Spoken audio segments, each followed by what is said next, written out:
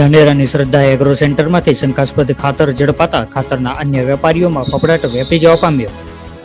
બનાસકાંઠા જિલ્લાના ધાનેરા શહેરમાં ધાનેરા તાલુકા તેમજ રાજસ્થાનમાંથી ખેડૂતોના ખાતર અને બિયારણ લેવા માટે આવતા હોય છે, ત્યારે પરંતુ છેલ્લા ઘણા સમયથી ધાનેરા વિસ્તારમાં ડુપ્લિકેટ ખાતર, જંતુનાશક દવાઓ તેમજ ડુપ્લિકેટ બિયારણને લઈને લોકો અને ખેડૂતોમાં અનેક તર્ક વિતર્કો ઉઠી રહ્યા છે.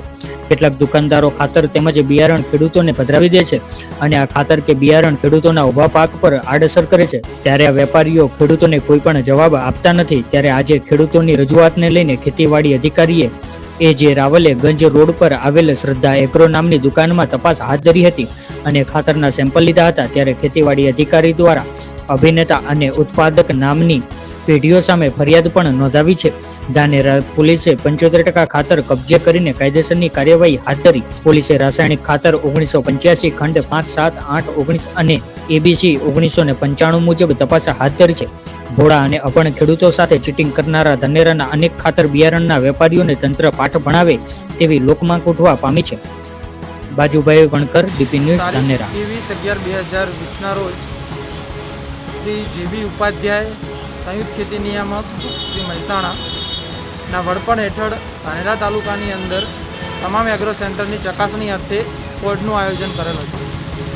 જે સ્ક્વોડના આયોજનની અંદર વિવિધ એગ્રો સેન્ટરની ચકાસણી કરતાં શ્રદ્ધા એગ્રો સેન્ટરના થરાદ હાઈવે ખાતેના ગોડાઉન પર સ્ક્વોડની ટીમને પ્રોક્સ ફર્ટિલાઇઝર નામની કંપનીનું NPK 2020 જોવા મળેલું અને જે તે સમયે સ્થળ પર જ જરૂરી વિગતો જેમ કે કંપનીનું મેન્યુફેક્ચરિંગ લાયસન્સ અને શ્રદ્ધા એગ્રો સેન્ટરના લાયસન્સની અંદર લાયસન્સની અંદર જે તેનું ઓ ફોર્મનો ઉમેરો એ બધું માંગતા એ લોકો ઉપલબ્ધ કરી શક્યા એવા ન હતા અને જે આવશ્યક ચીજવસ્તુ નિયમન ધારાની પણ ઉલ્લંઘન હતું અને ખાતર ફર્ટિલાઇઝર કંટ્રોલ ઓર્ડર 1985ની કલમ 5, 7, 8 અને જે તે કંપની દ્વારા રજિસ્ટ્રેશન નથી તેવું પણ અમને શંકા છે.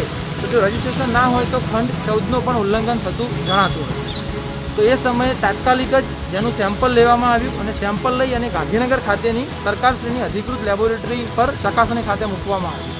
તો ચકાસણી કરતાં એ સેમ્પલ ખૂબ જ મોટા માર્જિનથી ફેલ થતાં ગઈકાલે ધાનેરા પોલીસ સ્ટેશન ખાતે આ બાબતે FIR દાખલ કરેલ છે અને ખેડૂત હિતની અંદર આવી રીતના જે ખાતરો, જે બિનપ્રમાણિત ખાતરો છે, જે વેચાતા બંધ થાય અને ગુનેગારોને સજા મળે, જે હેતુથી ધાનેરા ખાતે FIR દાખલ કરાય.